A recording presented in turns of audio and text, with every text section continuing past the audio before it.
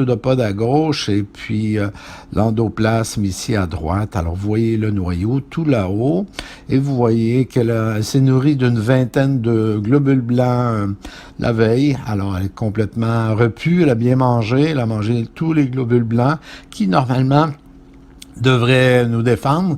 Et puis là, ben, il reste du globule blanc que les enzymes qui vont être délestées sur les fibres et l'os sous-jacent pour aller les détruire. Alors, on va bien les traîner. On va bien ici confirmer à fort grossissement, Mélix, pour nous assurer que c'est bien une amibe. Elles se déplacent un tout petit peu, parfois elles sont plus rapides, parfois plus lentes. Elles dorment, elles vivent, elles font les bébés et puis elles mangent. Alors voilà, c'est un petit être vivant qui se balade là. Alors l'amibia, c'est une parasito-digestive qui est due à des parasites qui sont spécifiques de l'homme. Et l'amibia, elle a une forme digestive qui est sans caractère de gravité, mais elle peut se présenter sous une forme tissulaire, donc qu'on appelle l'amibiase hépatique, parce que c'est le foie qui est le plus touché, donc l'amibiase hépatique, et qui, elle, est grave et qui est responsable d'un taux de mortalité dans le monde qui est relativement important, puisque c'est la troisième parasitose responsable de morbidité dans le monde, et ça tue environ 50 000 à 100 000 personnes par an. Les amibes, c'est une grande famille. Le parasite mature se retrouve au niveau du tube digestif de l'homme et sous une forme de résistance qu'on appelle des kystes.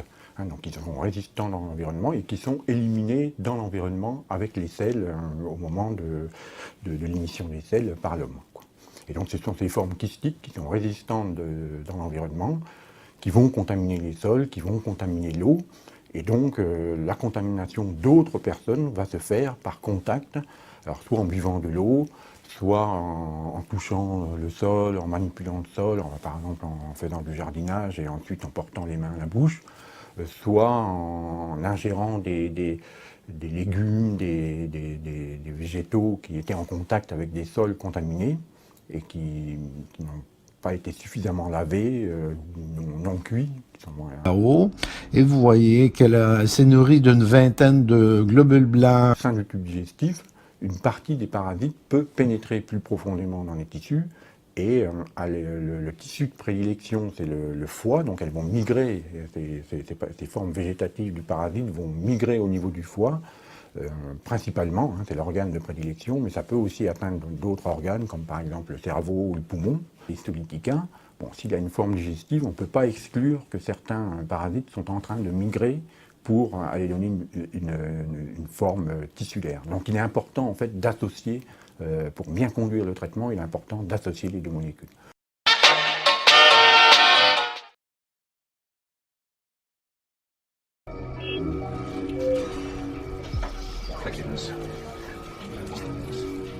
I'm sorry, there's no easy way to say this, but your condition really is very serious. Only worsen for you as the bad bacteria continues to grow. Think of it this way. Imagine if all of a sudden you decided to never brush your teeth ever again. The plaque buildup that would form is not unlike what goes on in your gut when it's untreated. Sure, you'll be fine for a while, but eventually you'll begin to get cavities and mouth rot, and then you lose your teeth, and you are out of luck. It's very likely the exact same thing is going on in your gut right now. The food that causes bad bacteria to grow on your teeth is the same food that goes into your stomach right after. So it only makes sense that it would cause bacteria growth there also. But in your gut, the consequences are much more severe. While your mouth and teeth are certainly important, they are just a small part of your body. Your digestive tract is your core. It actually contains 10 times as many cells as the entire rest of your body. Untreated, it could begin to affect your health in ways I'd never wish upon anyone. Bad breath, constipation, acid reflux, indigestion, fatigue, lack of sleep, skin problems. These are just the early symptoms.